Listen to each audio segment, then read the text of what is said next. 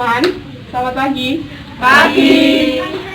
Oke, saya perkenalkan, saya Vivi Yulianti, mahasiswi Universitas Islam Raden Rahmat Kepanjen Malang.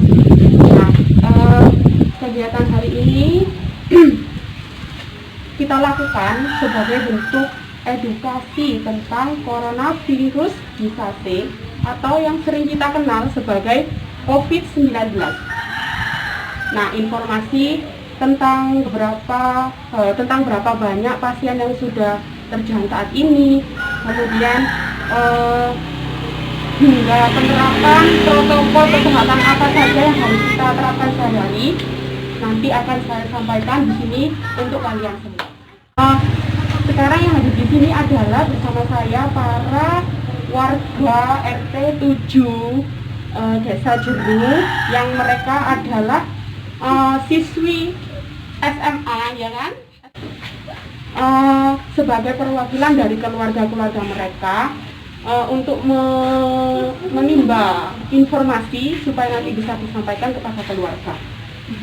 Oke, mungkin bisa dibuka dulu website dari pemerintah, yaitu www.covid19.go.id. merupakan website resmi dari pemerintah yang memberikan update terbaru mengenai berita-berita tentang orang yang terkena infeksi itu. Kemudian memberitahukan tentang sebaran kasus positif COVID-19 di Indonesia. Jadi ada diagramnya. Juga menjelaskan tentang protokol kesehatan, protokol PSBB, kemudian pedoman pelaksanaan belajar dari rumah, dan materi edukasi untuk berbagai kalangan, serta masih banyak lagi. COVID-19? Tidak ya. Apa sih COVID-19 itu? Yaitu nama virusnya adalah virus corona.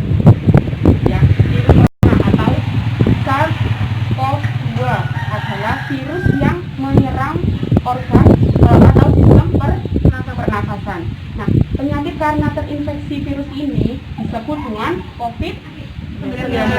Nah, virus ini bisa menyebabkan gangguan ringan pada pernafasan, infeksi paru-paru, hingga menyebabkan infeksi yang berat yang disebut dengan infeksi paru-paru atau pneumonia. Nah, siapa saja orang yang bisa terinfeksi virus ini? Siapa yang tahu? Nah, itu salah satunya. Sebenarnya siapa saja bisa terinfeksi virus corona. Tetapi high risk atau orang yang lebih besar bisa terkena virus corona adalah orang yang lanjut usia. Selain itu siapa lagi? Yaitu ibu-ibu hamil. Karena ibu-ibu hamil itu rentan sekali, daya tahan tubuhnya biasanya lemah. Apa sih penyebab bisa terinfeksi atau tertular virus corona? Ada yang tahu? Ya, yang pertama adalah tidak sengaja menghirup menghirup percikan ludah yang keluar dari penderita COVID-19. Jadi karena seseorang itu penderita itu batuk atau bersin, tidak menggunakan masker, kemudian kita tidak sengaja menghirup percikan ludahnya, jadi kita bisa tertular. Kemudian apalagi memegang mulut dan hidung ya tanpa mencuci tangan. Nah, itu tanpa mencuci tangan. Kemudian sebelumnya kita memegang sesuatu yang terkena percikan ludah dari orang yang terkena virus itu tadi, jadi kita bisa tertular. Nah, yang ketiga yang ketiga adalah kita melakukan kontak langsung dengan pasien positif COVID-19.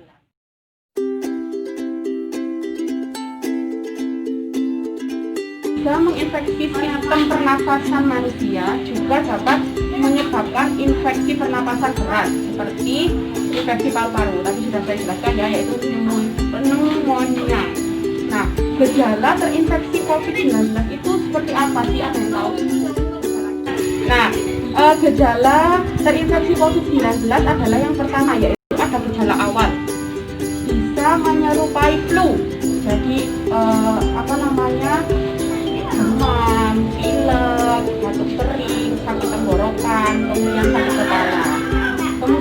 gejala tersebut dapat hilang dan sembuh, tetapi juga dapat bisa malah. Nah, ada 3 gejala umum yang bisa menandakan seseorang itu terinfeksi virus corona, yaitu yang pertama demam. Nah, demam itu di atas batas berapa gitu. Jadi di atas 38 derajat Celcius.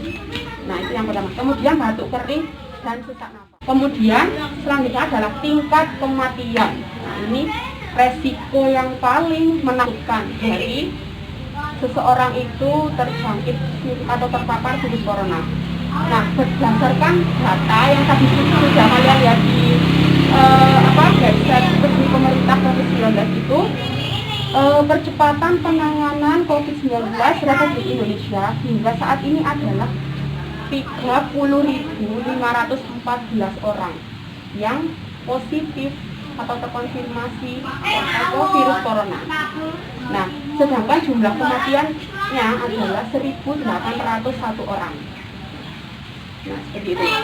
Dari data tersebut dapat disimpulkan bahwa case fatality atau tingkat kematian yang disebabkan oleh COVID-19 di Indonesia adalah sekitar 6%.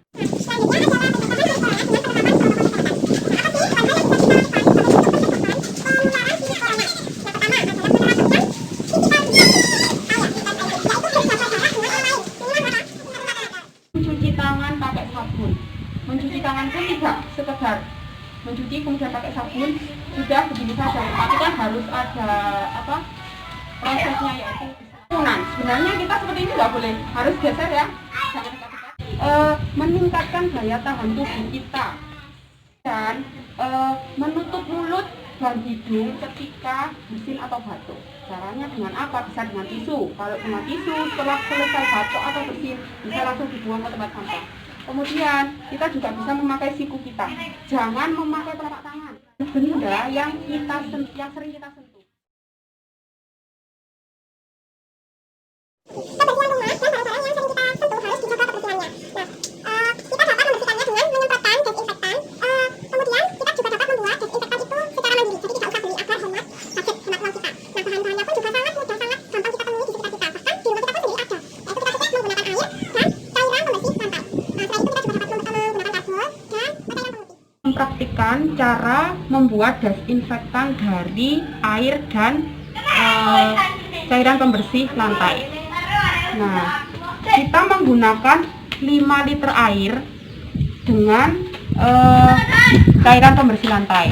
5 liter air kita tambahkan dengan 2 atau 3 sendok cairan pembersih lantai.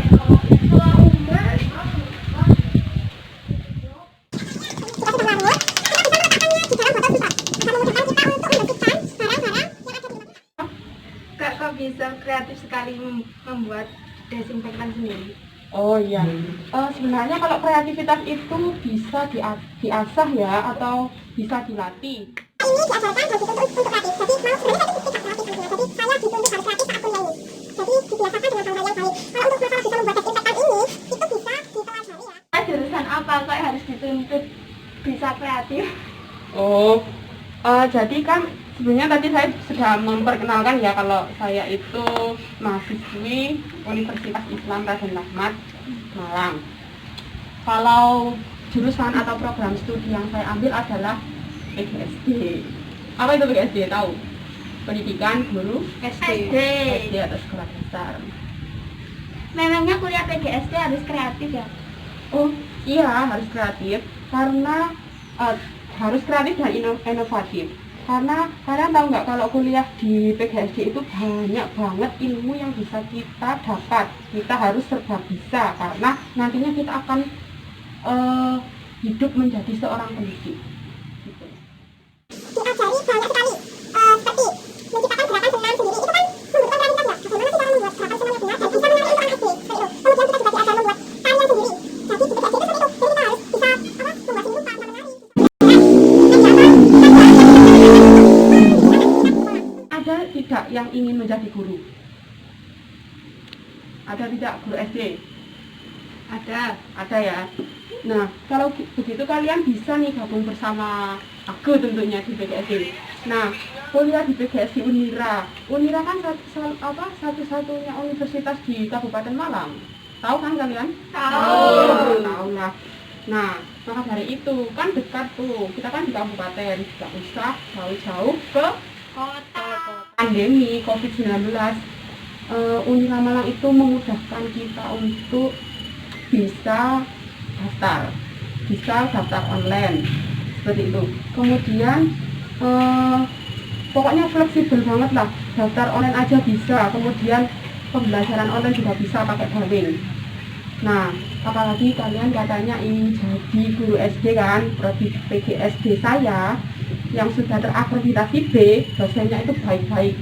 Kemudian pembelajarannya juga sangat menarik. Tadi kan ada praktek-prakteknya juga. Kemudian bisa menciptakan tarian baru, senam. Nah, materi-materinya berbobot dan mengikuti perkembangan.